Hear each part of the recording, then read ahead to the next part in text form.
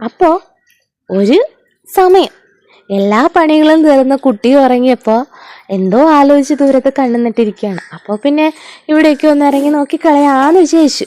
അപ്പോൾ നമ്മുടെ ഇവിടെ നിന്ന് മരം മുറിച്ച്, അതുകൊണ്ട് തന്നെ ഇപ്പം നല്ല വെയിലാണ്, പൊരിഞ്ഞ വെയിൽ. പക്ഷെ ഇപ്പോൾ കാലാവസ്ഥയ്ക്ക് മഴ പെയ്യാനും പെയ്യാതിരിക്കാനും സാധ്യതയുള്ള കാലാവസ്ഥയാണ്. ഇത് 3-4 ദിവസത്തെ തുണികളാണേ.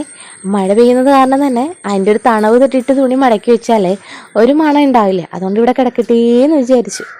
അപ്പോൾ ഇത് കഴിഞ്ഞിട്ട് ഞാൻ മേളിലോട്ട് കയറി. കാലം തെറ്റി ഞങ്ങൾക്ക് കിട്ടിയ 2 നിധികൾ ഇതാ ഏകദേശം പഴുക്കാറായി കിടക്കുന്നുണ്ട്. ഞങ്ങൾ സാധാരണ ഈ സമയമാകുമ്പോൾ അതിനെ പൊതിഞ്ഞൊക്കെ വെക്കും കേട്ടോ, കാക്ക കൊത്താതിരിക്കാൻ വേണ്ടിയിട്ട്. എന്നാൽ ആ ഒരു കൊതിയൊക്കെ കഴിഞ്ഞിട്ട് കാലം തെറ്റി കിട്ടിയതുകൊണ്ടാണോ എന്നറിയില്ല, ഇത് അങ്ങനെ വെയിലത്ത് നിൽക്കുകയാണ്.